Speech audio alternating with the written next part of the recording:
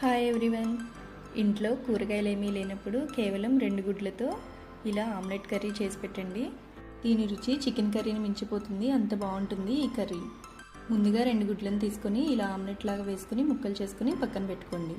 ఇప్పుడు స్టవ్ వెలిగించుకొని ప్యాన్ పెట్టుకొని అందులో 3 టేబుల్ స్పూన్స్ ఆయిల్ వేసి, ఆయిల్ బాగా వేడైన తర్వాత 2 మీడియం సైజు ఉల్లిపాయ తరుగు, 2 పచ్చిమిర్చి కట్ చేసుకొని వేసుకొని, ఉల్లిపాయ బాగా వేగిన తర్వాత 2 మీడియం సైజ్ టమాటా తరుగు వేసుకోండి. టమాటా కూడా బాగా మగ్గిన తర్వాత 1 టీ స్పూన్ ధనియాల పొడి, 1 టీ స్పూన్ కారం, 1/2 టీ స్పూన్ పసుపు, రుచికి సరిపడా ఉప్పు వేసుకొని బాగా కలిపి 1 టీ స్పూన్ అల్లం వెల్లుల్లి పేస్ట్ వేసుకొని బాగా వేగిన తర్వాత కొద్దిగా వాటర్ పోసుకొని, వాటర్ బాగా మరుగుతున్నప్పుడు ముందుగా మనం తయారు చేసి పెట్టుకున్న ఆమ్లెట్ ముక్కలను వేసుకొని కూరని 5 నిమిషాల పాటు మగ్గించుకొని చివరిగా 1 టీ స్పూన్ గరం మసాలా వేసి 5 నిమిషాల పాటు మగ్గించుకొని వేడివేడిగా సర్వ్ చేసుకుంటే ఆమ్లెట్ కర్రీ రెడీ అయిపోతుంది.